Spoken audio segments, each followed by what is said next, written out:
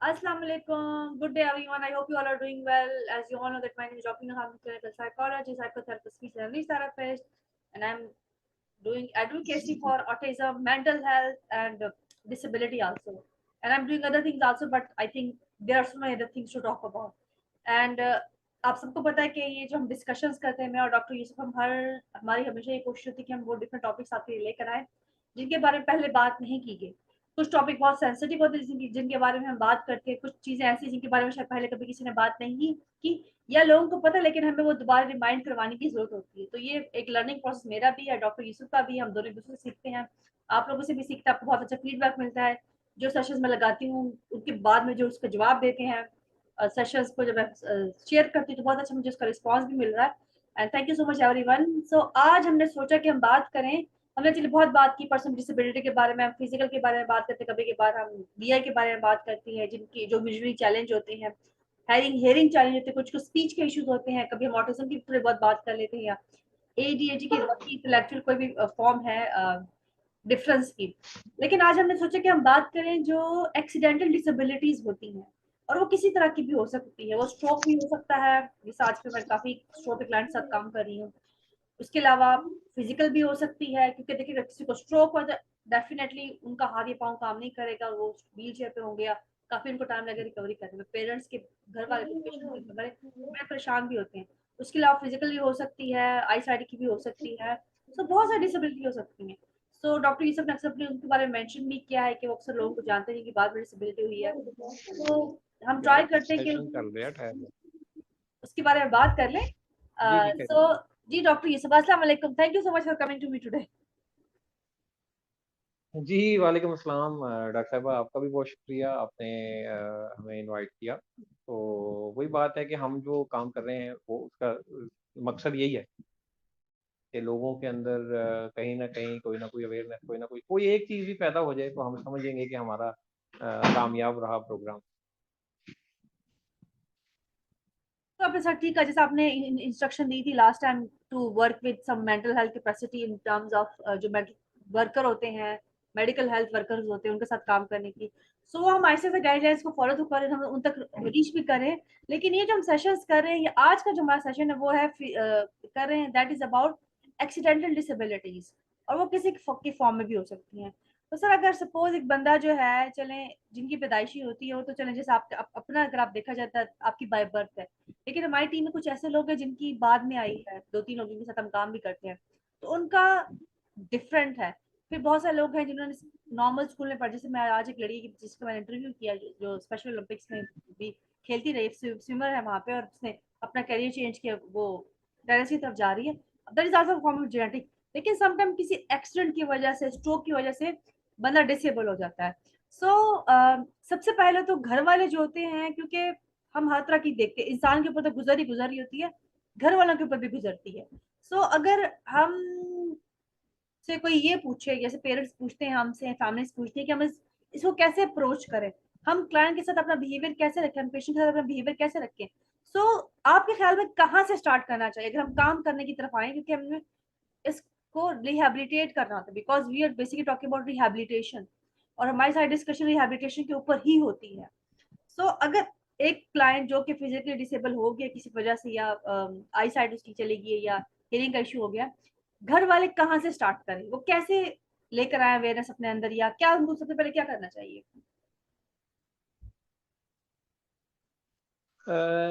जी जी, doctor साहब ये बहुत आपका सवाल जो है वो बड़ा माशरे में, इस सोसाइटी में किसी भी तरह का हादसा, किसी भी तरह का एक्सीडेंट आप उससे गुजर सकते हैं या वो आपको फेस करना पड़ता है। तो, होता ही है कि जब भी कोई ऐसा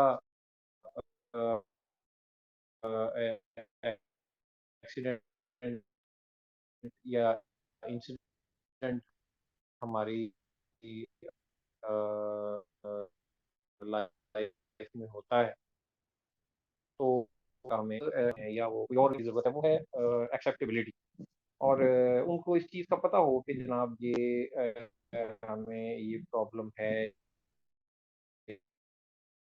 ये चीज़ का हम फेस कर रहे हैं। लेकिन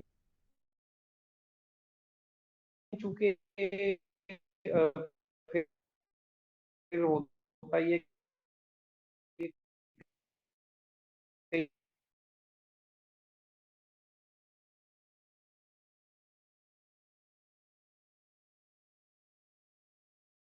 कई दफ़ा कई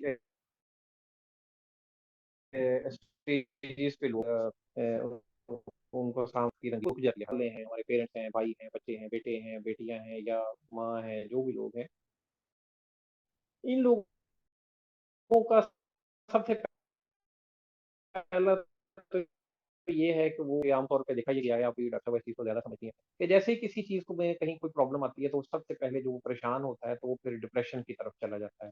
अकेला बैठा सोचता रहता है, परेशान हो जाता है कि क्या होगा, लाइफ रुक जाएगी। तो ऐसी सूरत में सबसे पहला जो रोल है, मैं समझता हूँ कि वो वालिदैन का है। वालिदैन के बाद जो है वो फिर आपके जो बाकी रिलेटिव्स हैं, आपके घर वाले, आपके जो भाई-बहन हैं या दूसरे लोग हैं, उनको ये चाहिए कि वो बजाय इसके कि ये सोचें। हमारे यहाँ एक सबसे बड़ा ये इश्यू होता है कि मसलन कोई भी कोई प्रॉब्लम होती है तो पूरा गाँव आ जाता है, ओहो! बेचारा बड़ा अच्छा था, पता नहीं अल्लाह ताला ने इनके साथ क्या इनके घर वालों ने कोई गलती की है, उसकी इनको सज़ा मिली है, ये फलाँ काम करता था, उसकी इसको सज़ा मिली है ये वो प्रॉब्लम थी जिसकी वज़ह से तो वो बड़ा ना बंदा परेशान हो जाता है, डिप्रेस हो जाता है कि यार इसका अब क्या हल किया जाए। इसकी बजाय अगर ये हो कि वो लोग जो हैं या घर वाले थोड़ा-सा उसको एनकरेज करें कि कोई बात नहीं है ज़िंदगी जो है वो यहीं पे तमाम नहीं होती। बहुत सारे लोग ऐसे दुनिया में आए हैं कि जिनके साथ काफ़ी प्रॉब्लम्स आईं, लेकिन इसके बावजूद जो है वो अपनी ज़िंदगी को, अपनी लाइफ़ को जो है वो अच्छे तरीके से गुज़ार रहे हैं। बल्कि पिछले दिनों मैं आपको एक और मिसाल देता हूँ, बहुत बड़े हमारे नामवर हिस्टोरियन हैं डॉक्टर मुबारक अली। वो बहुत अच्छे आर्टिकल्स भी लिखते हैं, अखबारात में भी बहुत उनके मज़ामीन छपते हैं।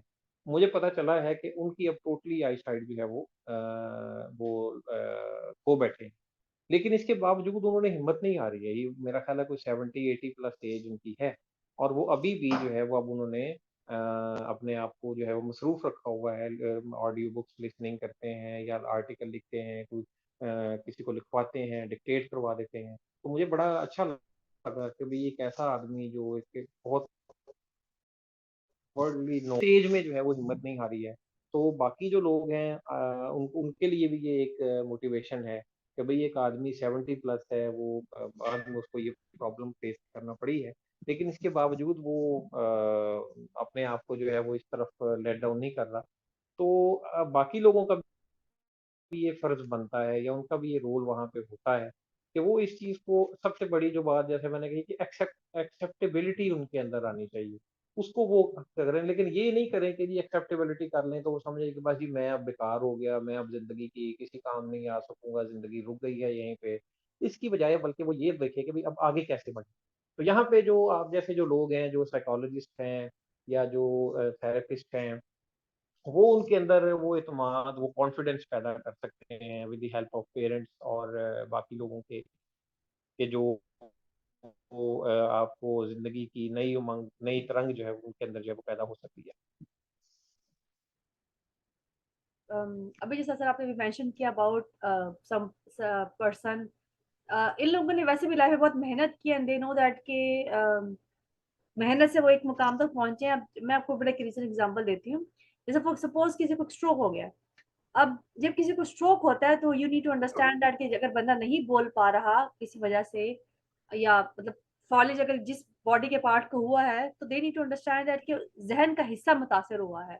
और अगर जहन का हिस्सा मुतासर हो तो जहां जहां वो स्ट्रोक ने अफेक्ट किया है जहन का वो हिस्सा भी काम नहीं कर रहा तो उसके फंक्शन मुतासिर हो सकते हैं। क्योंकि सबसे पहले देखिए सर अंडरस्टैंडिंग बहुत जरूरी है कि बंदे के साथ हुआ क्या है। जो कि मुझे लगता है सबसे पहले कि अगर कोई कहे ना कि कहाँ से काम स्टार्ट करेंगे तो सबसे पहले तो आपको अंडरस्टैंडिंग करने के बच्चे के साथ या अडल्ट है जिनके साथ भी हुआ है क्या चीज कहाँ पे अफेक्ट हुई है, आईसाइट अफेक्ट हुई है। जैसे फॉर एग्जाम्पल अगर कभी के बाद स्ट्रोक है उसमें आईसाइट अफेक्ट हो जाती है या हियरिंग पावर अफेक्ट होती है, कुछ की लंग्स अफेक्ट हो सकते हैं, मतलब कुछ की टंग अफेक्ट हो सकती है, कुछ की मूवमेंट अफेक्ट हो सकती है। सो अगर हम देखें तो कुछ तो ये बहुत सारे एरियाज अफेक्ट होते हैं। सो अगर आपने एक इंसान को देखा है चलते फिरते भागते हुए देखा है, तो उस इंसान को अगर आप लेटा हुआ देख रहे हैं, तो आपको काइंडनेस शो करनी पड़ेगी यहाँ पे। डोंट आस्क देम कि आप करें, पहले तो आप इस तरह से करते थे, अब आप नहीं करें। अब ये जो पहले पहले वाली बात याद दिलाते तो हम उस इंसान को और गमजदा करते हैं और अफसरदा करते हैं। आप बिलीव करें सर, मैं सेशंस करती हूँ ना स्पीच का, स्ट्रोक के पेशेंट्स का, आधा घंटा मुझे उनकी काउंसलिंग में लगता है, आधा घंटा मुझे उनको काम डाउन करने में लगता है। और मेरे साथ एक क्लाइंट होती थी लाहौर से, उनका ऑनलाइन सेशन करती थी। आप बिलीव करें वो सिर्फ आधा घंटा मेरे पास होती थी, एंड वो अपनी अपनी तरफ से मुझे सब कुछ बताती थी। मतलब जैसे भी उनको बोलना आता था, वो अपनी पूरी कहानी मुझे बताती थी इस तरह से। फिर उसके बाद हम सेशन करते थे। तो आप इससे अंदाजा लगा सकते हैं कि चलो उनका तो केस डिफरेंट था कि वो बट इवन देन उनको सेकंड टाइम स्ट्रोक हुआ था, और सेकंड टाइम उनकी थोड़ी मूवमेंट भी अफेक्ट हुई थी। लेकिन पॉइंट यहाँ पे ये है कि अगर आप उनको कहें आप बिल्कुल ठीक है, कुछ नहीं हुआ आपको, ये नहीं हुआ, आप बिल्कुल ठीक है, मतलब पहले तो आप बिल्कुल ठीक थे, अब गुस्सा करें, जिद करें, ये करें, वो करें, तो ये जो घर वालों का रवैया उसको बदल जाता है ना, ये इंसान को बहुत अफेक्ट करता है। तो सबसे पहले तो घर वालों को अपने ऊपर काम करने की जरूरत है कि भाई हम एक क्लाइंट से बात कर रहे हैं, हम एक पेशेंट से बात कर रहे हैं, और पेशेंट है, जिस तरह से एक बंदा जख्मी होता है, उसको कट लगता है, उसको चोट लगती है, तो क्या आप उसको क्या कहते हैं कि उठ के खुद खाना खा लो? आप उसको खुद खाना नहीं खिलाते, आप उसको खुद वॉशरूम लेके जाते हैं, कभी कभार खाना खिलाते हैं, कपड़े पहनाते हैं। लेकिन एक बंदा जो जिसको किसी वजह से डिसेबिलिटी होगी, वो नहीं कर पा रहा, तो आपको काइंडनेस शो करनी, एंड जस्ट अंडरस्टैंड और जस्ट थिंक लाइक दैट कि ये बिल्कुल छोटा बच्चा है आपके सामने, और आपने उसको ऐसे ही करना है, और जो आप उसके साथ एक्ट करेंगे, जैसा बिहेव करेंगे, वो उसको अफेक्ट करती है। अब देखिए, सबसे बड़ी इंसान की जो स्ट्रेंथ होती है, उसे घर वाले होते हैं। जब घर में नहीं मिल रही होती, तो फिर आप किसी और से एक्सपेक्ट नहीं कर सकते सोसाइटी को आपको एक्सेप्ट करेगी। जैसे आज मैंने बताया, मैंने एक लड़की से, जिससे आज मैं वो एथलीट से बात करी थी, शी वॉज सेइंग कि मेरी मदर और मेरी फादर दोनों मुझे सपोर्ट करते हैं। तो अम्मी मुझे एक चीज करवाती है, अब मुझे एक चीज करवाते हैं, अब मुझे यहाँ लेके जाते, अब मुझे वहां लेके जाते, पहले स्विमिंग करते, वो चेंज करते। तो देखिए, फैमिली की सपोर्ट की वजह से एक रियल जेनेटिक कंडीशन होने के बावजूद भी वो एक सोसाइटी का पार्ट बनने की कोशिश कर रही है, and that is very positive. And मुझे और हमारा इन बातों करने का मकसद हमेशा यही होता है कि हम इनको आगे आप तक बताएं कि आप कैसे रिहेबिलिटेट कर सकते हैं बच्चों को। तो जैसे अगर हम एक चले सर, एक और चीज भी इसमें होती है, जैसे मेल का एस्पेक्ट अलग है, फीमेल का एस्पेक्ट अलग है। अगर आप एज ए मेल परस्पेक्टिव देखें, एक ऐसा बंदा जो कि जिसको किसी वजह से दोबारा वो नहीं चल पा रहा, कोई समाज उसकी मुतासिर हुई है, वो गोयाई मुतासिर हुई है, वो मूवमेंट मुतासिर हुई है, तो एज अ मेल चीजें कितनी डिफिकल्ट हो सकती हैं उस इंसान के लिए। देखें इसमें सबसे पहले डॉक्टर साहब जो असल बात है वो ये है कि जो लोग इस चीज़ का शिकार होते हैं, अगर पहले तो ये है कि उनके अंदर जो सबसे अहम चीज़ होनी चाहिए वो उनकी विल पावर होनी चाहिए। असल अगर वो मिसाल के तौर पे अगर घर वाले उसको कहते हैं कि भाई आप ठीक हो जाएंगे या आपको थोड़ा टाइम लगेगा या इस तरह के मामला, तो अगर तो वो उस चीज़ को एक्सेप्ट करता है फिर तो वो ठीक हो भी सकता है, फिर अपने रवैयों से घर वाले उसको ठीक कर भी सकते हैं। जब तक वो इस चीज़ को पूरी तरह एक्सेप्ट नहीं करता, एक्सेप्टेबिलिटी उसके अंदर नहीं आती, तो उस वक्त तक वो फिर मुश्किल में रहेगा। एज अ मेल अगर आप देखें तो मेल में थोड़ा सा सम टाइम ये होता है कि अगर उनको तो हमारा जो माशरा है, एक और भी जो सबसे बड़ा मसला है कि हमें बाज़ औक़ात जो पेरेंट्स हैं, शायद वो इस चीज़ के लिए ज़हनी तौर पे तैयार ही नहीं होते कि भई हमारे घर में या हमारी फैमिली में या हमारे साथ ऐसा कोई एक्सीडेंट या इंसिडेंट जो है वो हो जाता है या हो जाएगा।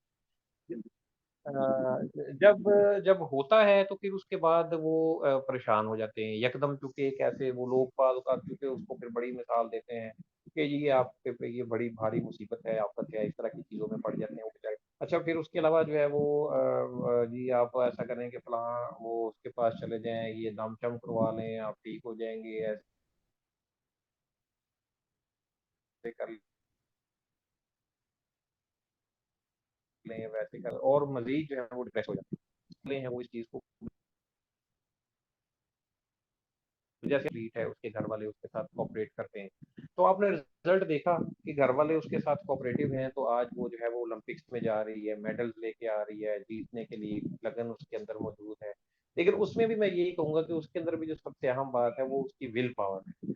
अगर वो इस चीज को ठीक तरह से जो है वो एक्सेप्ट कर रही है और उसके घर वाले उसका साथ दे रहे हैं, तो उसको वो आगे आगे भी बढ़ रही है, उसके लिए रास्ते भी ओपन हो रहे हैं। लेकिन जब हमने हमें ये चीज ही पैदा नहीं हो रही है, हम इस चीज को एक्सेप्ट ही नहीं कर रहे हैं, तो फिर हम कैसे इस स्टेज पे या इस मकाम पे जो आ सकते हैं। मसला हमारे पास जो लोग हैं जो हमारे आपने भी उनके साथ सेशन भी करती हैं, ये हमारे चैनल के लिए बज़्म यूसुफ के लिए जो फायजा हमारे पास एक हमारी आरजे है, तो वो भी बाद में ब्लाइंड हुई है, मतलब वो आईसीएस कर रही थी तो वो बाद में ब्लाइंड हुई है। लेकिन आप ये देखें कि उसने घर बैठ के, जहाँ वो रहती हैं बहुत दूर दराज के इलाके में रहती हैं, तो वहां बैठ के उसने अपने आप को इतना जबरदस्त पॉलिश किया है, इतना डेवलप किया है कि आज आप सोच ही नहीं सकते, बंदा नहीं ये नहीं कह सकता कि भाई इसके अंदर, और माशाल्लाह उसके अंदर बेहतरीन कॉन्फिडेंस है, बला का कॉन्फिडेंस उसके अंदर मौजूद है। इसी तरह के जो ये लोग, वही बात है कि हालांकि उसके पास कोई ऐसी फैसिलिटी भी नहीं थी, उसको पता भी नहीं था, लेकिन आहिस्ता आहिस्ता जाहिर है अवेयरनेस आ गई, समझ आ गई, उसके घर वाले भी उसके साथ कोऑपरेटिव हैं। आज माशाल्लाह वो बहुत सारे जो है वो काम कर रही है, बहुत एक्टिव है बहुत सारे मामला। तो इसी तरह के जो लोग हैं जो बाद में किसी मुश्किल का, किसी डिसेबिलिटी का शिकार होते हैं, उनके अंदर जब तक विल पावर ना होगी ठीक होने की, जब तक उनके अंदर लगन नहीं है जिंदगी की उमंग, क्योंकि देखें जो लोग एक लाइफ से आए हैं, घूमते फिरते हंसते खेलते थे, उनके लिए यकदम जो है वो अगर आप चीज रुक जाए, या वो सुनने से महरूम हो जाए, बोलने से महरूम हो जाए, देखने से महरूम हो जाए, तो उनके लिए तो वक्ती तौर पे जो है वो काफी प्रॉब्लम आएंगी। तो ये तभी ठीक हो सकते हैं जब हम उनके उनके अंदर ये लगन, ये विल पैदा करें कि भाई आप, अभी कुछ भी नहीं हुआ, ये एक वक्ती प्रॉब्लम है, ठीक हो जाएगी, आप आगे बढ़ेंगे, आगे निकलेंगे, तो हो सकता है इससे भी कहीं ज्यादा आपको अच्छी या बेहतर चीजें जो है वो मुयसर होंगी। तो वालदेन और फिर सोसाइटी, ये आपको दोनों जो लोग हैं, या मतलब ये हिस्सा है हमारा इस इनकी रिहेबिलिटेशन का। अच्छा सर, जैसे भी आपने बिल्कुल ठीक कहा, और आपको मैं एक चीज बताऊं, आप बिलीव नहीं करेंगे, बहुत अरसे तक जो है ना, जब मैं फायजा से बात करती थी तो मुझे कहती थी हाँ मैंने कर लिया, मैंने कर लिया, और मुझे बहुत टाइम लगा ये अंडरस्टैंडिंग करने में कि उसका जो लेवल है फंक्शनिंग का, वो वैसे नहीं रहा जैसे बाकी लोगों को होता है। मतलब द पॉइंट इज दैट के she is communicating very well. वाकई में ठीक बोला, कॉन्फिडेंस बहुत अच्छा है उसमें, बहुत मेहनती भी है, जैसे यास्मीन है वो भी, और यास्मीन तो मेरे ख्याल से अकेला ट्रैवल भी कर चुकी है, काफी कंट्रीज में जा भी चुकी है, एक दो दफा मेरे ख्याल से वो तुर्की या कहीं और पे गई थी पेरेंट्स के साथ, पेरेंट्स से बगैर गई है। सो यहाँ पे ये हमें अंडरस्टैंडिंग की जरूरत है कि अगर ये चीजें हो गई हैं, देखिए चाहे डिसेबिलिटी अभी हुई चाहे डिसेबिलिटी बाद में होती है, उसमें रिकवरी का चांसेस जो है स्लो, मतलब रिकवरी होती तो है लेकिन रिकवरी स्लो होती है। ये सबसे पहले समझने की जरूरत होती है। चाहे हमारे पास छोटे बच्चे आएंगे काम करने के लिए, वो वीआई है, वो ऑटिस्टिक है, वो इंटेलेक्चुअल डिसेबल बच्चे हैं, उनकी रिकवरी में, उनके ऊपर काम करने में टाइम लगता है, इंप्रूवमेंट में टाइम लगता है। ऐसे ही ये जो भी होती है, जो एक्सीडेंटल डिसेबिलिटीज होती है, उन पे भी टाइम लगेगा। फिजियोथेरेपी रिक्वायर्ड होती है, स्पीच थेरेपी रिक्वायर्ड होती है, बहुत सारी सर्विसेज रिक्वायर्ड होती है। लेकिन आपने देखा होगा घर में अगर किसी को फॉलेज हो जाता है या इस तरह से हो जाता है, तो बहुत कम लोग उनको वो कर रहे होते हैं, और आके कहते हैं आप अगर वो नहीं बोल पा रहे, अपनी बात नहीं समझा पा रहे, क्योंकि अब जब जुबान देखे सर, आपकी लुकनत आ रही जुबान में, जुबान आपकी नहीं मूव कर रही, आप कैसे बोलेंगे? हो सकता है आपका कॉग्निटिव हिस्सा मुतासिर हुआ हो सकता है आपकी सोच मुतासिर हुई हो। ऐसे ही ये बहुत इंपॉर्टेंट समझने की जरूरत है कि फिर आप उन पे गुस्सा करने के बजाय, उन पे वो करने के बजाय कि आप जो है बात ही समझा पा रहे, just try to give them a shoulder के ओके, आहिस्ता आहिस्ता समझ आनी शुरू हो जाएगी। तो ये जो रवैया है ना इर्द गिर्द, क्योंकि देखिए अगर शुरू में तो वो घर में ही रहेंगे, सोसाइटी में तो बाहर बाद में निकलेंगे, मतलब घर से बाहर निकलना तो सेकंड स्टेप में आता है, सबसे पहले वो घर में रहेंगे। सो उसके साथ इर्द गिर्द का पॉजिटिव इन्वायरमेंट बहुत जरूरी है, उसको सपोर्टिव इन्वायरमेंट दे, कि सपोर्ट करना बहुत जरूरी है। लेकिन जैसे भी आपने बताया ना कि 15 लोग आपके पास आ जाएंगे, और 15 लोग आपको आपका गुनाह याद दिलाएंगे, और बहुत सारे ऐसे गुनाह याद दिलाएंगे जो कि आपने शायद किए भी ना हो, जिनके बारे में आपने शायद सोचा भी ना हो, तो आपको वो चीज करके याद दिलाएंगे। और इवन एक बहुत बड़े इवेंट में थी मैं। दैट वाज़ अबाउट 14 अगस्त की सेलिब्रेशन थी। तो उसमें एक फादर खड़े हुए थे, तो वो उनके साथ एक बच्चा खड़ा था। तो चलो हमें बाकी डिसेबिलिटीज़ की समझ आती है कि प्रॉब्लम्स हो सकती है, लेकिन समझ आती है, लेकिन वो जो बच्चा था वो थोड़ा माइल्ड लेवल का उसको ऑटिज़्म था और वो पढ़ता था, वो ए लेवल कर रहा था। उसके फादर बिल्कुल साथ खड़े होके मुझे कहते हैं, मुझे नहीं बाकी और लोगों को भी कहते हैं कि बस हम क्या करें, अल्लाह ने हमारे साथ ऐसा करा था, हमारे साथ अल्लाह ने ऐसा कर दिया, अब हम अल्लाह की रज़ा पे खुश हैं, हम ये करें, वो करें। और वो बच्चा नज़रें नीचे झुका के बैठा हुआ खड़ा था वहाँ पे और पूरे इवेंट में उसने किसी से नज़रें नहीं मिलाई। सो इससे आप ये नहीं चले, होता है इश्यू ऑटिज़्म में, देखिए मतलब कि आई कॉन्टैक्ट का, लेकिन देखिए वो जब ऐसे बात ये करेंगे तो वो ऐसे ही बिहेव करेंगे फिर। ये जो आपकी बात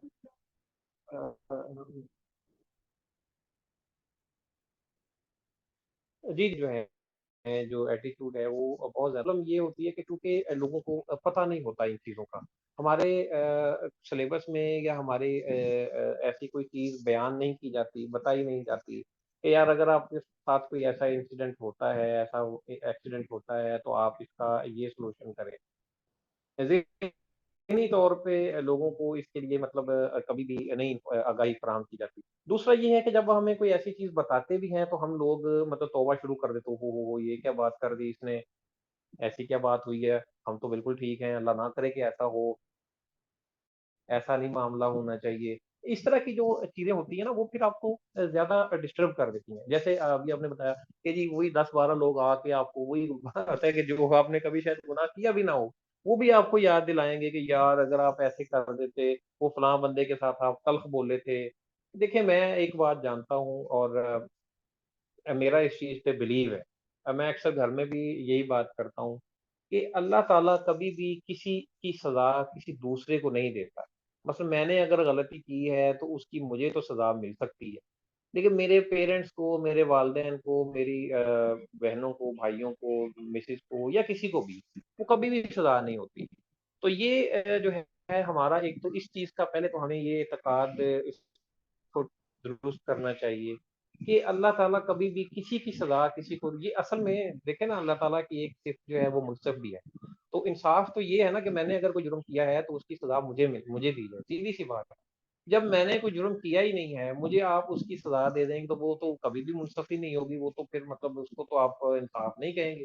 तो इसलिए अल्लाह ताला के लिए जो लफ़्ज़ यूज़ होता है कि वो सबसे बड़ा मुनसिफ़ आला है, तो वो इसलिए है कि वो जो बंदा जिसकी जो गलती होती है, उसकी उसको सज़ा मिलती है और उसमें भी फिर हम ज़ाहिर है बतौर मुस्लिम हमारा ये यकीन है कि अल्लाह ताला की रहमत जो होती है, वो हमें माफ़ भी कर देते हैं, वो हमें तो कभी भी मैं तो नहीं एज़ एक ये सोचता कि जी ये जो है वो मुश्किलात आ सकती हैं, ज़ाहिर-सी बात है, प्रॉब्लम हो जाती है, ज़िंदगी का हिस्सा है, स्ट्रगल लोग करते हैं।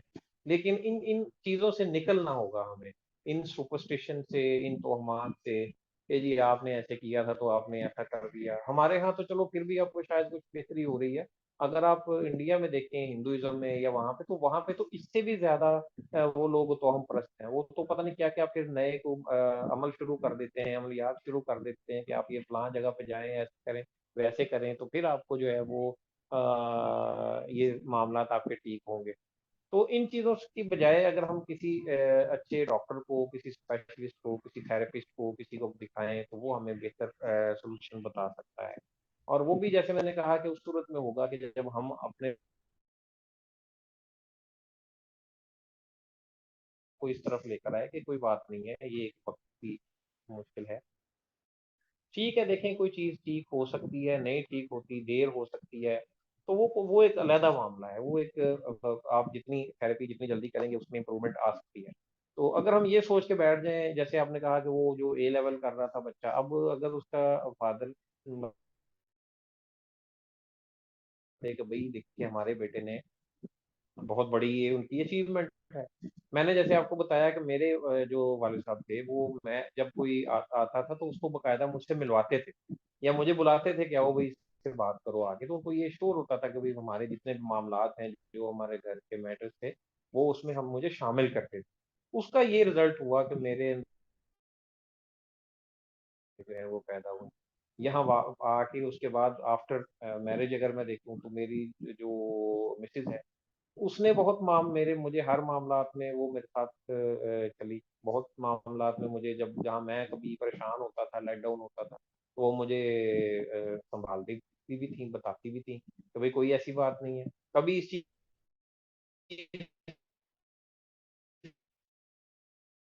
का जब आपको अच्छे लोग मिल जाते हैं, मुयस्सर आ जाते हैं, तो फिर आप काफ़ी जल्दी इम्प्रूव करते हैं, काफ़ी बेहतरी आ जाती है। सर सर मैं आपसे एक ये चीज़ पूछना चाहूँगी कि जैसे हम अभी हम बात करें एक्सीडेंटल डिसेबिलिटीज़ की और घर वालों के रवैये की बात कर रहे हैं और अक्सर हमने अपनी डिस्कशन में रिहैबिलिटेशन का ज़िक्र किया। सो आपने भी जैसे पहले हमने जिस डिस्कशन स्टार्ट की थी उस टाइम आपने मेंशन किया था कि घर वालों को बड़ा पॉजिटिव रवैया साथ रखना चाहिए। लेकिन अगर हम क्योंकि आपने अभी थोड़ा देर पहले जो है ना मेल का थोड़ा जो है वो ये भी बताया कि जो मेल उसके साथ रवैया डिफरेंट होता है। लेकिन अगर आपने देखा जो फीमेल्स होती हैं उनके साथ रवैया घर वालों का बड़ा डिफरेंट होता है। तो इस बारे में आप क्या कहना चाहेंगे फैमिलीज़ को? देखें, मेल का तो जैसे मैंने आपको बताया कि उनका तो थोड़ा-सा अजीब ही होता है कि सम टाइम उनके कोई दोस्त, फ्रेंड्स भी थोड़ा बहुत उनको सपोर्ट कर देते हैं, या घर वालों को कुछ अवेयरनेस भी हो जाती है सम टाइम, या इस तरह की कुछ। जो फीमेल की कंडीशन होती है वो इससे भी ज़्यादा प्रॉब्लमैटिक इसलिए होती है कि उनको एक तो बहुत सारी चीज़ों का पता भी नहीं होता। दूसरा, कुछ जो फीमेल हैं वो हेजिटेट भी बहुत करती हैं, वो लोगों के साथ कोई बातें, कुछ चीज़ें जो हैं वो शेयर भी नहीं करती। और वालदा को ख़ास तौर पे माँ को और बाकी जो लोग हैं वो उसको छुपा के रखते हैं, सामने नहीं आने देते, किसी को बताएँगे भी नहीं कि हमारी बेटी के साथ ऐसा हुआ है। क्योंकि आम तौर पे ये समझा जाता है कि अगर बेटी को कोई प्रॉब्लम हुई है तो ये कोई बहुत बड़ी घर में कोई प्रॉब्लम आई है या कोई इश्यू हुआ है। तो उसकी वजह से भी जो है वो उनको बड़ा वो छुपा के और इस तरह के जो है वो उसमें वो रखते हैं। एक तो ये उनको जो है वो ज़रूरत है इस चीज़ की। दूसरा, लोग ये समझते हैं कि शायद मतलब लेके जाना भी किसी के पास वो भी बहुत बड़ा ज़ाहिर है रिस्क होता है, कई चीज़ें, कई मामलात आ जाते हैं। डॉक्टर के पास भी जल्दी वो लोग लेके नहीं जाते। एक अभी थोड़ी देर पहले आपने ये बात कही थी कि के पास वो एंड पे आते हैं। तो एंड पे वो इस तरह आते हैं कि ज़ाहिर-सी बात है, अब जैसे फ़र्ज़ करें किसी ने कहा यार आपका ये इश्यू है, तो पहले किसी मौलवी साहब के पास, किसी पीर साहब के पास, किसी के पास चले जाएँ, दम करेंगे, हो सकता है ठीक हो जाए। अच्छा, वहाँ से भी ठीक नहीं होते, फिर कोई मशवरा देता है यार आप ऐसा करें कि ना आप किसी डॉक्टर के पास चले जाएँ। जब वो डॉक्टर के पास जाते हैं या हकीम के पास जाते हैं, तो वो वहाँ भी वो अपने कोई एक्सपेरिमेंट उन पे करता है, उससे भी वो ठीक नहीं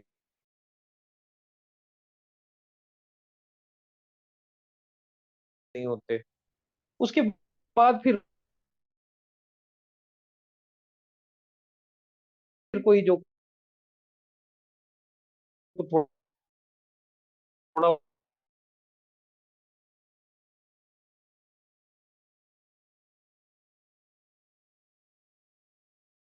रिकमेंड कर दिया आप किसी।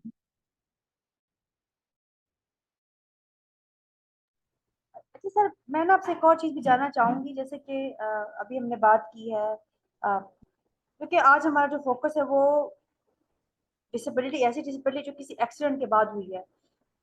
आपके ख़्याल में आपके जानने में पल में कितने लोग ऐसे हैं जिनसे आपने एनकाउंटर किया है या जिनसे आप मिले हैं, मुलाकात की और उनकी बाद में डिसेबिलिटी और उनका कैसा रवैया था, कैसा टाइम लगा उनको चेंज होने में और क्या किया उन लोगों ने जो उनका लाइफ का जो है वो उनका रवैया ज़िंदगी की तरफ मुख्तलिफ हुआ या वो दोबारा ज़िंदगी की तरफ वापस आए हैं?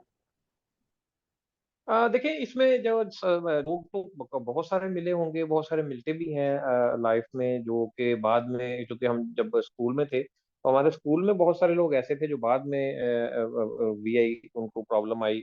1-2 ऐसे भी लोग थे जो बाद में बाकी फिजिकल डिसेबिलिटी का भी उनको था। तो उनका सबसे बड़ी जो बात है वो ज़िंदगी में वो वापस उस सूरत में ही आए थे कि वो उनके अंदर जो है वो एक विल पावर जो है वो जागी।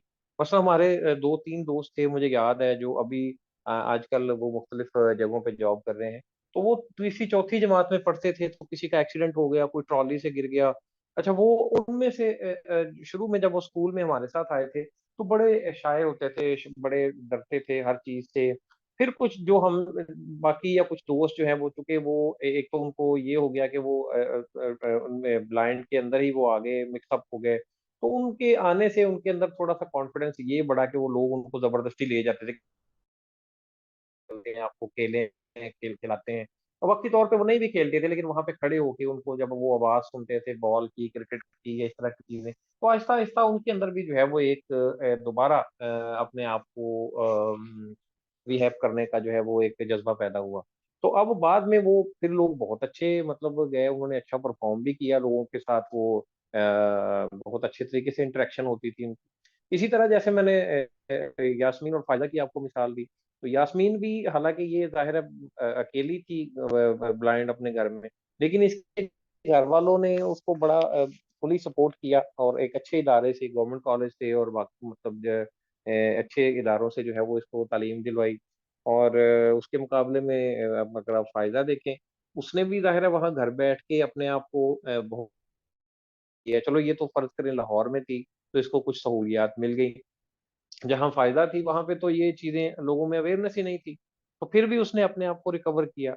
इसी तरह एक और आपके इस्लामाबाद में ही जो है वो पीएफएफपी जो फाउंडेशन है ब्लाइंड की, उसकी जो इस वक़्त जो सीईओ है राबेल, उसका भी यही इश्यू था कि वो पहले ठीक थी, बाद में फिर वो ब्लाइंड हुई। चूँकि वो ज़रा वेल ऑफ फैमिली से थी, अच्छी फैमिली से थी, तो फिर उनके घरवालों ने उसको जो है वो पढ़ाया-लिखाया, आगे वो चली गई। तो वो अब देखें कि वो एक बहुत अच्छी एनजीओ जो है वो चला रही है, बल्कि बहुत सारे सेशंस करती हैं वो भी लोगों के साथ। तो ऐसे बहुत सारे लोग हैं जो इस तरह मतलब जिनको बाद में किसी डिसेबिलिटी का सामना करना पड़ा। लेकिन वही बात है कि उनके अंदर विल पावर मैं इंग्लिश के टीचर को जानता हूँ जो जिनसे मेरी कोई पिछले 2-3 साल पहले मुलाकात हुई, तो उन्होंने बताया कि जी मैं वो बहुत अच्छे इंग्लिश के टीचर थे, बहुत वेल नोन थे। तो वो उनकी आईसाइट वीक हो गई, बल्कि आहिस्ता-आहिस्ता जो है वो डिटेरियोरेशन की तरफ चली गई। तो वो बड़े परेशान थे कि यार मैं बड़ा परेशान हूँ, अपसेट हूँ, लेकिन बाद में अब आहिस्ता-आहिस्ता जो है वो उसको रिकवर करने की वो कोशिश कर रहे हैं। लेकिन चूँकि वो बहुत अच्छी हाई लेवल की उनकी वो ज़ाहिर है इंग्लिश भी थी, अच्छे पोस्ट पे भी थे, तो उनको रिकवर करने में थोड़ा-सा टाइम लगा। इसी तरह मैंने जैसे आपको डॉक्टर मुबारक का बताया, तो डॉक्टर मुबारक भी ज़ाहिर है 80 प्लस हैं, 70 प्लस हैं, तो उन्होंने अपने आप को बहुत अच्छे तरीके से मेंटेन किया, बड़ा अच्छा रिकवर कर रहे हैं और उनका जो है वो अब इंटरव्यू पिछले दिनों मैंने सुना, तो हमारे लिए भी वो एक इंस्पिरेशन थे क्योंकि हमने तो उनके लेक्चर सुने हुए थे जब वो एक नामवर हिस्टोरियन के सीए से आते थे और बड़े ज़बरदस्त किस्म के जो है वो लेक्चर डिलीवर करते थे। और एक ऐसा आदमी जो इतना एक्टिव, इतना हिस्ट्री के साथ उनका लगाव, ताल्लुक हो और वो आदमी जो है वो यकदम उनके साथ ये वाक़या पेश आए। लेकिन इसके बावजूद उन्होंने हिम्मत नहीं हारी, क्योंकि उनका हिम्मत ना हारने की एक रीज़न ये भी थी कि उनकी बेटी बाहर थी, उनको जब पता चला तो उन्होंने वहीं से जो है वो उनकी रिहैब के लिए उनको वो चीज़ें प्रोवाइड करना शुरू की जिससे कि वो अपनी लाइफ़ को ज़्यादा बेहतर और ज़्यादा आसान बना सकते थे। तो अब उन्होंने ये बताया कि वो ऑडियो बुक से या बाकी बहुत सारी किताबें सुन के जो है वो अपनी चीज़ें जो है वो किसी को डिक्टेट करवाते हैं। अभी भी वेल नोन कोई 2-3 अखबारात में उनके आर्टिकल्स, उनके मज़ामीन जो हैं वो छपते हैं। जर्मनी के लिए जर्मनी में एक आध अखबार के लिए भी वो लिखते हैं। तो ये जो विल पावर है ना जी, वो मैं समझता हूँ कि सबसे अहम रोल अदा करती है, लेकिन वो भी तभी आपके अंदर आती है जब आपके पेरेंट्स, आपके घरवाले आपको अच्छा देखें 2 सूरतें हैं मैं ये समझता हूँ। एक तो ये होती है कि जब आपको कोई बंदा बार-बार चैलेंज करता है, यार ये नहीं ठीक हो सकता, ये नहीं ठीक हो सकता। फिर उसके अंदर एक विल पावर पैदा होती है कि नहीं अब मैंने इसको ठीक होके दिखाना है। इस तरीके से भी समटाइम जो है बाज़ औक़ात जो लोग नेगेटिव कमेंट्स देते हैं, वो भी आपके लिए बाज़ औक़ात एक सोर्स ऑफ इंस्पिरेशन बन जाते हैं। और बार-बार जब आपको लोग कहेंगे यार ये देखो ना अच्छा खासा घूमता-फिरता था, चलता-फिरता था, पैरालाइज़ हो गया है, ब्लाइंड हो गया है या और इस तरह के इश्यू है, सुन नहीं सकता, बोल नहीं सकता। तो वो फिर उसके अंदर एक चैलेंज भी पैदा हो जाता है। वो लोग उनके अंदर कर देते हैं, जैसे आपको अगर वो किसी आप जैसे साइकोलॉजिस्ट से या थेरेपिस्ट से मिले, तो वो उनको कहे कि भई अगर ये बात कर रहे हैं तो आप उनको ठीक होके दिखाओ, आप इनको रिकवर करके दिखाओ। तो उससे भी एक उसके अंदर जो है वो एक सोर्स ऑफ मतलब वो क्या कहते हैं कि उसके अंदर ये विल पावर अगर वो इस तरह की हो जाती है, वो एक चैलेंज करके वो समझता है, फेस करता है, तो वो भी ज्यादा जल्दी रिकवर होने की कोशिश करता है। दूसरा, वो लोग रिकवर जल्दी करते हैं जिनके साथ पूरी सोसाइटी का, पूरे घर वालों का, पूरे बाकी लोगों का जो है वो ताउन होता है, और वो भी हर सूरत में अपने आप को जो है वो इससे उस सूरत हाल में खुद को रिकवर कर लेते अच्छा, जैसे भी आपने दो कंडीशंस बताई, मेरा क्वेश्चन ये है कि जैसे आपने चले हमारा तो एक डिफरेंट पर्सपेक्टिव, बिकॉज हम थेरेपिस्ट पर्सपेक्टिव से देखते हैं। अब जैसे मैं ये स्ट्रोक या बाकी जो इनके साथ काम करती हूँ, तो मुझे तो उनकी चीजें समझ आती हैं, क्योंकि मेरा बैकग्राउंड है इस चीज का, या साउंड ये चीजें मुझे क्लियर हो जाती हैं, या थोड़ी लिप रीडिंग भी कह सकते हैं। फैमिली वालों को चीजें समझ नहीं आ रही होती। सो मेरा यहाँ पे क्वेश्चन ये है कि क्या अगर बंदा जो बाद में होता है उसका भी रिकवरी वैसे ही होती है, या जो, क्योंकि मुझे लगता है चीजें डिफरेंट हो सकती है, बिकॉज एक बंदे जैसे फॉर एग्जाम्पल अपने अपने कुछ फ्रेंड्स एग्जाम्पल दी है, जैसे किसी को फोर्थ क्लास में, जैसे आपने यास्मीन का बताया, इनको बताया, इनको बाद में चीजें हुई हैं, लेकिन क्या जो बाद में होते हैं उनको टाइम ज्यादा लगता है, या जो शुरू में बाय बर्थ होती हैं उनको एडजस्टमेंट में ज्यादा टाइम लगता है, बाकी इंक्लूजन और चीज में करने में? क्योंकि देखिए, एक चीज होना वो अलग चीज होती है, लेकिन एक चीज हो के साइड पे हो जाना वो एक अलग फीलिंग होती है। तो आपका क्या ख्याल है इसके बारे में?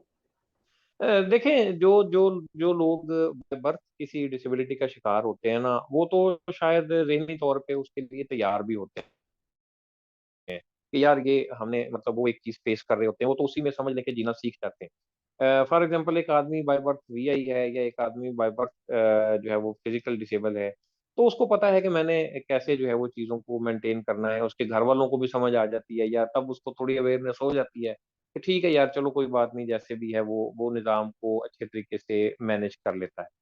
वो बंदा जो बाद में इस चीज़ का शिकार होता है, उसके लिए सबसे बड़ा इशू, तो पहली तो बात ये होती है कि कभी वो एक तो मेंटली तौर पे शायद इस चीज़ के लिए तैयार नहीं होता, रेडी नहीं होता, कि ऐसा भी हो सकता है।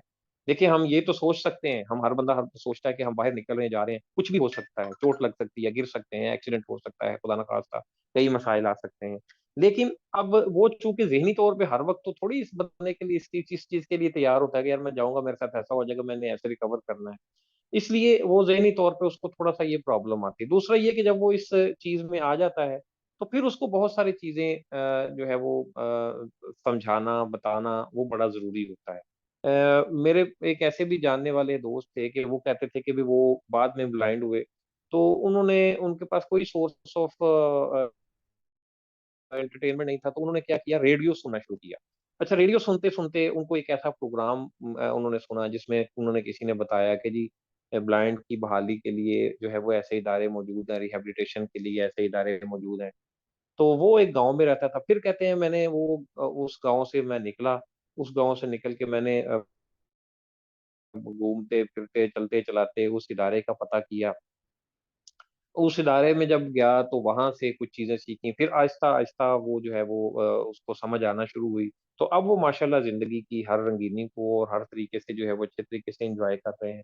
तो ये थोड़ा-सा जो है वो मामलात होते हैं। जैसे फ़ायज़ा से भी हमने पूछा था, तो उसने भी यही बताया था कि वो भी रेडियो या ये सोशल मीडिया के थ्रू जो है वो उसको बहुत सारी चीज़ों का जो है वो बाद में पता चला।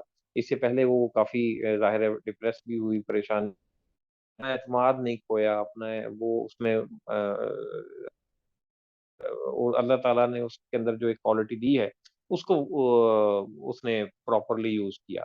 तो मैं समझता हूँ कि बाद में जो लोग डिसेबल होते हैं, उनको कदरे मुश्किलात होती हैं, और सबसे बड़ी जो मैंने पहले बात की थी कि असल में जो उनके अंदर एक्सेप्टेबिलिटी है, वो होना बड़ा ज़रूरी है। जब उसके अंदर ये चीज़ आ जाएगी, तो फिर वो माहौल के साथ, बाकी चीज़ों के साथ जो है वो आशना हो जाएँगे, फिर वो चीज़ों को समझ भी जाएँगे। जैसे सर अभी आपने बिल्कुल बात की, चूंकि बाद में ब्लाइंड होते हैं या बाद में कोई खुदा ना खास्ता कुछ तो ऐसे इवेंट होता है या कुछ भी, क्योंकि इंसान इस जिंदगी में कुछ भी इंसान के साथ हो सकता है, तो उनको चीज़ों में करने में टाइम देते, लेकिन यहाँ पे जो है फैमिली बहुत बड़ा रोल प्ले कर रही होती है, फैमिली का बहुत रोल होता है यहाँ पे सपोर्ट करने का। इंसान अकेला, मैंने बहुत सारे लोगों को जो है कुछ की सुसाइड आइडिएशंस आती हैं, कुछ लोगों ने अटेम्प्ट्स भी की होती हैं, चले हम तो किसी का नाम डिस्क्लोज तो नहीं करते, लेकिन पीपल डू दैट, और डिप्रेशन में, एंग्जाइटी में, या परेशान अकेले बैठे रहने में जो चीज़ आपको आती है वो भी नहीं आ पाती।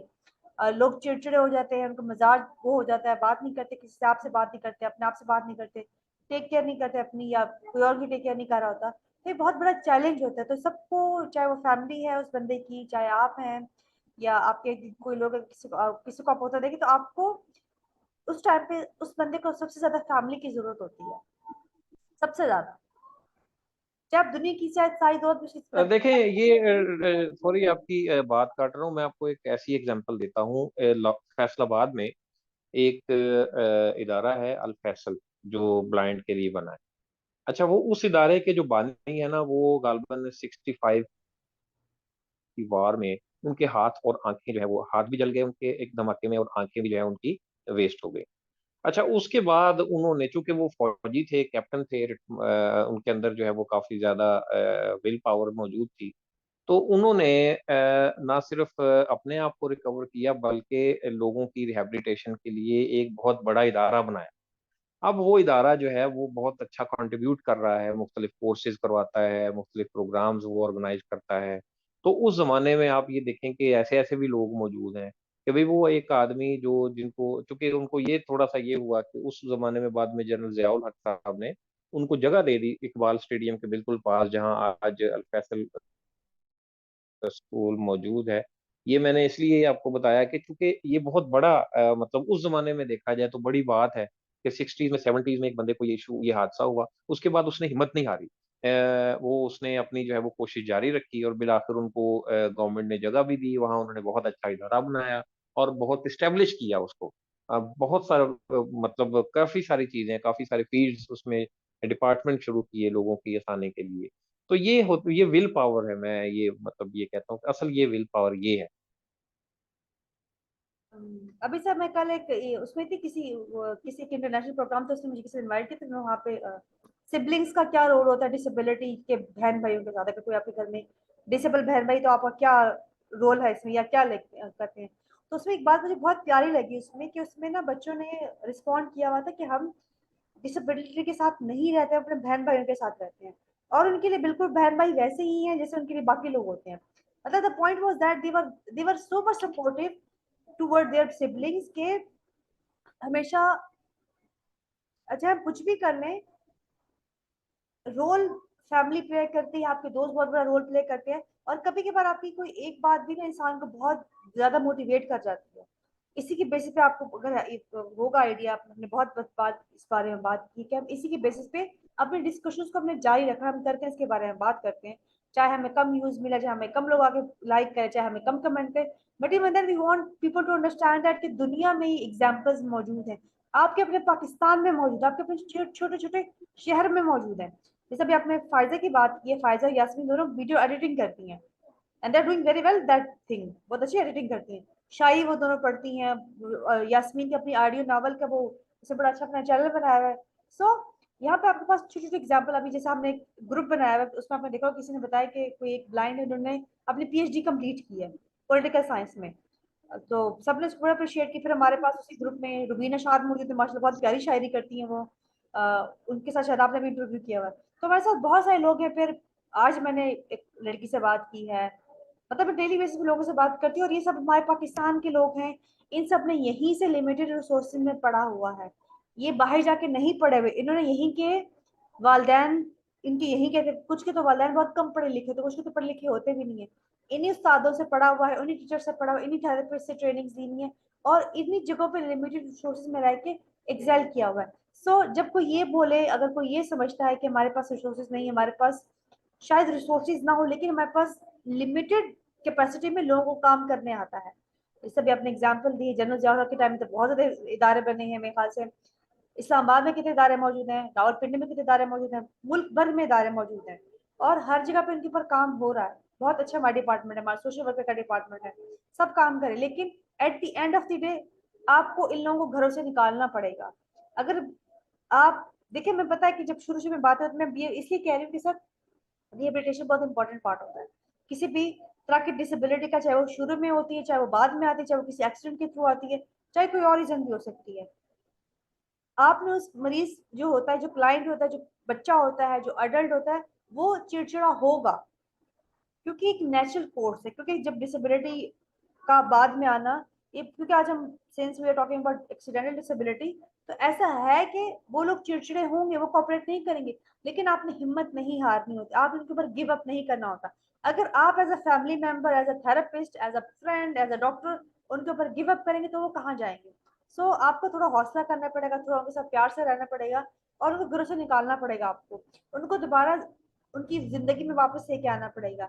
क्योंकि ये जिंदगी आपको एक ही दफा मिलती है, you just live for once. So हर किसी के पास सब कुछ नहीं होता। So you need to understand that कि अगर कोई मुश्किल अगर आ भी गई है, हम यहाँ पे कोई गिल्ट इंड्यूस बात मैं नहीं करना चाहती, I don't like doing that, लेकिन हर इंसान की लाइफ में प्रॉब्लम्स आती हैं, हर्डल्स आती हैं, एंड हर इंसान सब कुछ नहीं कर सकता। जो आप कर सकते हैं, जो अपने फैमिली मेंबर्स के लिए कर सकते हैं, जितना आप हमारे जिस हम ये डिस्कशंस करते हैं, इनको फॉरवर्ड करें, इनको लोगों तक पहुंचाएं। अगर आपको गली मोहल्ले में कोई नजर आता है, इनको रेफर्स करें उन इदारों की तरफ, कि हर जगह इदारे मौजूद हैं, और उनको लेके जाएं और उनको रिहेबिलिटेशन की तरफ लेकर आए। तो इसके लिए सर, अच्छा सर, मैं आपसे एक और चीज जानना चाहूंगी। आपको मेरी आवाज आ रही है? ठीक। अच्छा, मैं मुझे अपना नजर नहीं आ रहे थे। जी जी जी, अब कैरी ऑन प्लीज। अच्छा सर, मैं आपसे एक और चीज यहाँ पे कहना चाहूंगी। अगर अम, हम डिस्कस करें, इस डिस्कशन को कंक्लूड करें, क्योंकि हम शायद इस टॉपिक के बारे में बार बार बात करें, क्योंकि ऐसी चीजें के बारे में बार बार आपको बात करनी पड़ती है। बेशक हम अपनी बातें रिपीट करते हैं, हमें करनी पड़ेगी, जब तक हमारा मकसद पूरा नहीं होगा हम ये काम करते रहेंगे। If you want to say anything at the end, what you would like to say? देखें, एक तो एंड में मैं डॉक्टर साहब यही बात करूंगा कि असल जो बात चीज़ है वो एक तो हमारे रवैये, और दूसरा भी आपने जो बात की है कि जो सिबलिंग्स के साथ ये बड़ा ज़रूरी है। उसकी वजह ये है कि जब आप अपनी फैमिली के साथ होंगे ना, तो बहुत सारी चीज़ें आपके लिए आसान होंगी। जब आपके भाई बहन भतीजे बच्चे जब आपको अप्रिशिएट करेंगे, मसलन मुझे याद है कि हमारे टीचर थे, तो वो उनके ना उनके बच्चों ने उनके अपना उनके जो पोते थे, उनको उन्होंने इतना ट्रेन कर रखा था कि वो जैसे ही खड़े होते तो फौरन आके उनका हाथ, छोटा था कुछ 2-3 साल का पोता, और वो फौरी तौर पे जब देखता था कि दादा उनके कहीं बाहर निकलने लगे तो वो उनका हाथ पकड़ के उनके उनसे मुझसे पूछता था कि दादा वो आपने किधर जाना है? तो इस तरह की जो हालांकि वो और अच्छा वो बड़े खुश होते थे कि यार मतलब बड़ी बात है कि भी बच्चा जो है उसके जहन में ये बात आई और वो मुझे लेके जा रहा है। और फिर उसके बाद हमने देखा कि जब वो बड़ा हुआ तो वो ही उनको सर्व करता था, उनको लेके जाता था, उनको इधर उधर जहाँ कहीं वो कभी उन्होंने कहा ना कहना कि मैंने फलां जगह पे जाना, तो वो उनको लेके जाता था। तो ऐसी जो छोटी छोटी चीजें होती है ना, वो आपको एक नई जिंदगी देती हैं। तो वो सर भी हमारे हमारे ये बताते थे कि यार जब मैं इसकी इसके साथ चलता हूँ या जब मैं इसकी आवाज़ सुनता हूँ तो मुझे खुशी होती है। क्योंकि ये एक मेरे लिए भी एक रे ऑफ होप है कि मुझे ये जहाँ मैं उसको कहता हूँ मुझे वो ले जाते हैं, या जहाँ जैसे मैं कहता हूँ मेरे साथ वो बात करते हैं, आके मुझे पूरे दिन की बातें बताते हैं कि दादा वो आज हमने ये किया। उससे क्या होता है कि वो इन्वॉल्व होते हैं। अच्छा, ये भी बात बड़ी ज़रूरी है कि जब आप अपने लोगों को फैमिली में इन्वॉल्व करेंगे ना, फिर आपको ज़्यादा इनके अंदर हौसला और जोश पैदा होता हुआ नज़र आएगा। जब आप उनको दूर रखेंगे, फ़र्ज़ करें आप ये तो कर रहे हैं कि जी उनकी खिदमत कर रहे हैं, उनको खाना भी दे रहे हैं, उनको सब कुछ दे रहे हैं, लेकिन उनको आपने एक कमरे में बंद कर दिया है, महदूद कर दिया है। तो वहाँ पे क्या होगा कि वो अकेले जब होंगे तो वो फिर उनके अंदर डिप्रेशन या डिप्रेशन की तरफ वो चले जाएँगे। उसकी बजाय अगर ये है कि जैसे शाम को सब लोग आएँगे, बैठेंगे, खाना खाएँगे, उनको साथ मिला बिठाएँ, उनके साथ ज़िक्र करें कि भई आज हमने, या भाई ये जो भी उनके हैं, भई आज हमने ये किया, आज हमने वो किया। उससे फिर क्या होता है कि उसके अंदर उनको फिर वो ज़िंदगी को एक दफ़ा फिर ज़िंदगी को जीने का जज़्बा उनके अंदर पैदा होता है कि नहीं यार, मैं अभी सब लोग मेरे साथ हैं तो मैं क्यों जो है वो अलग हूँ या मैं क्यों छोड़ूँ। तो ऐसी बहुत सारी फैमिलीज़ हैं जिन्होंने ऐसा किया कि वो शाम को डेली आके, रात को आके, फिर ये उनको एहसास नहीं दिलाते थे कि जी आप में ये प्रॉब्लम है। उसी तरह उनके साथ बात करते थे, जब रिश्ते नाते होते थे तो उनको साथ लेके जाते थे, लोगों के साथ लोगों में जो है वो लोगों के साथ उनका इंटरेक्शन होता था। लेकिन ये चंद लोग हैं, चंद फैमिलीज़ हैं जो थोड़ी बहुत अवेयरनेस जिनमें है। असल प्रॉब्लम जो है वो ये है कि लोगों के अंदर अवेयरनेस नहीं है, लोगों को पता ही नहीं है बहुत सारी चीज़ों का। तो जब तक उनको इन्फॉर्मेशन मिलती है या पता चलता है, उस वक़्त तक बहुत सारा टाइम जो है वो गुज़र जाता है। तो मैं ये समझता हूँ कि हमें जैसे ये जो हमारे प्रोग्राम्स हैं, शोज़ हैं, ये अगर हम लोगों के साथ शेयर करें, इसी तरह जैसे लास्ट भी हम अपने डिस्कशन में अक्सर ये बात करते हैं कि हमारा जो मीडिया है, वो कोई इस तरह का रोल प्ले करे, कोई हफ्ते में 1 आध प्रोग्राम हमारा जो है वो इस तरह का अवेयरनेस का जो है वो चला दिया करे, तो उससे बहुत फ़र्क पड़ता है। क्योंकि अब वो टीवी जो है वो तकरीबन घर-घर में मौजूद है, एक घर में कई टीवी मौजूद हैं, तो उससे भी काफ़ी ज़्यादा जो है वो लोग अवेयरनेस हासिल कर सकते हैं। सोशल मीडिया के थ्रू जैसा कि हम ये अपना काम कर रहे हैं और हमें कितने लोग सुनते हैं, चलें कोई 2-3 लोग भी सुन के अगर मज़ीद आगे लोगों को, दोस्तों को ये चीज़ शेयर करेंगे, तो उससे भी जो है वो हमें फ़ायदा हो जाएगा। हमें फ़ायदा ये होगा कि हमारे कहने से एक आदमी जो है वो उसको उसकी रिहैबिलिटेशन हो गई है, उसको फ़ायदा हो गया है, वो स्कूल बच्चा चला गया है, वो भी हमें हमें खुशी होती है, वो रिहैब रिहैब सेंटर चला गया है, वहाँ पे हमें खुश होके जो है वो देखते हैं। तो ये सारी जो चीज़ें हैं, इनको अगर हम एक प्रॉपर वे में आहिस्ता-आहिस्ता क्योंकि ज़ाहिर-सी बात है हम ये तो नहीं कहते कि जी आज ही हो जाए या सुबह ही हो जाए। इनमें ज़ाहिर है थोड़ा-सा टाइम लगेगा, थोड़ी-सी अवेयरनेस आने में लोगों को समझाने में, बताने में हमारा आपका टाइम लगेगा। हो सकता है कि हमसे आने वाले जो लोग हैं, वो ज़्यादा अच्छा और बेहतर तरीके से काम करें, ज़्यादा कॉम्पिटेंट हों। हमने तो एक समझ लें कि बुनियाद रखी है इस चीज़ की, कि जी इस तरह अगर आप लोगों में अवेयरनेस पैदा करते जाएँगे, तो एक वक़्त आएगा कि लोगों को काफ़ी हद तक पता चले। ये सर मैं आपको एक और इंटरेस्टिंग बात बताती हूँ। बहुत दफ़ा मुझे लोगों ने मैसेज किए हैं कि आपके जो टाइटल्स होते हैं ना, जो आप डिस्कशंस करते हैं, उसमें ना वो लिखा कुछ होता है इंग्लिश में, ज़ुबान कोई और होती है। So it means that people are following the discussion that we are doing. लोग आके कहते हैं लेकिन अब सिर्फ या तो उनको कोई और लोग इस बारे में बात करते हैं, मिलते नहीं होंगे या कोई और रीज़न होंगी। बट इवन देन मुझे बहुत दफ़ा ऐसे मैसेजेस भी आए हैं कि हम आपकी वीडियोज़ को क्लिक करते हैं, वहाँ पे जाते हैं तो कोई और ज़ुबान होती है। तो फिर मुझे बड़ा फ़ील होता है कि देखिए इंडियंस हैं, चलें उन्होंने उसमें यूट्यूब की जरूरत पड़ी है, लेकिन हमारी भी तक वो नहीं आई। ये है डॉक्टर साहिबा कि इसमें ये है कि हम कोशिश करेंगे कोई कुछ सेशन जो है वो हम अ, कोशिश करेंगे ताकि लोगों को जो है वो उस हवाले से भी समझ आ जाए। हम तो उर्दू में ज़रा इसलिए आसानी से करते हैं चूँकि हमारा जो पहला टारगेट है वो हमारे अपने बच लोग हैं, मुल्क के, पाकिस्तान के या बाकी बच्चे हैं जिनको ज़्यादा जो है वो ज़रूरत है अवेयरनेस की। तो अगर हम इंग्लिश में भी जाना चाहेंगे तो वो भी कोई एक आध सेशन हम करके देख लेंगे। लेकिन सबसे जो बुनियादी टारगेट है वो तो पहले तो हमने अपने लोगों को देखना है ना, जो जो लोग कितने ज़्यादा उनके अंदर अवेयरनेस है या कितना वो समझते हैं। बिल्कुल। और बिल्कुल आपने सर ठीक बात बोली कि उससे पहले तुम्हारा अपना लोग टारगेट, लेकिन अगर वो मुझे मैसेज करे it means that they want to talk about that. अभी मैंने कुछ एक दफा मैंने ना 2-3 स्क्रीन शेयर्स की थी अपनी।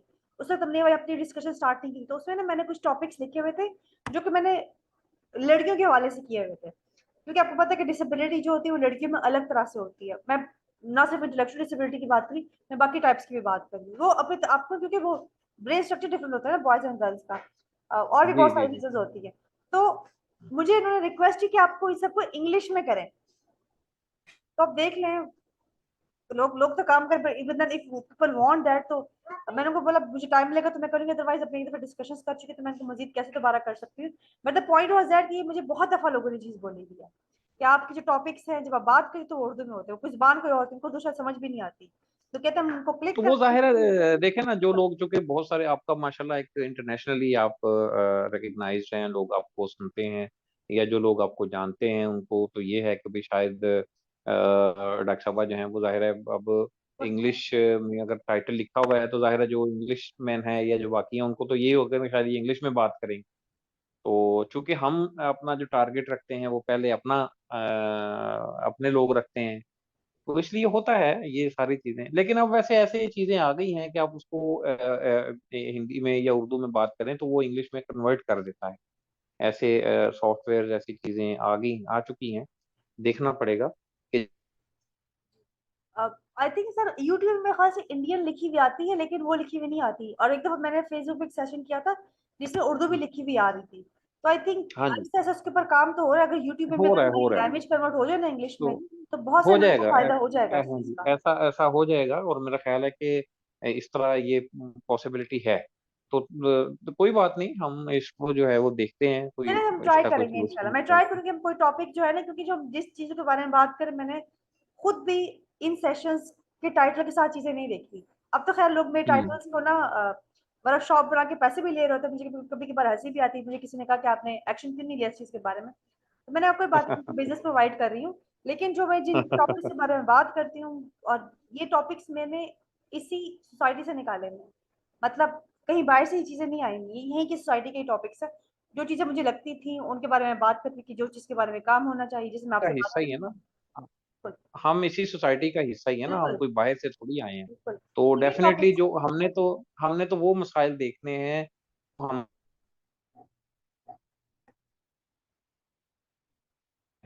या हम मतलब एज अ टीचर यहाँ सोसाइटी में लोगों के साथ इंटरेक्शन हमारी होती है, बहुत सारे लोगों से हमारा सामना होता है। तो जो चीज़ें हमने तो ये जो आपके साथ हम यहाँ चीज़ें शेयर करते हैं, ये सारे वो एक्सपीरियंसेस हैं जो हम इस सोसाइटी में रहते हुए फेस करते हैं।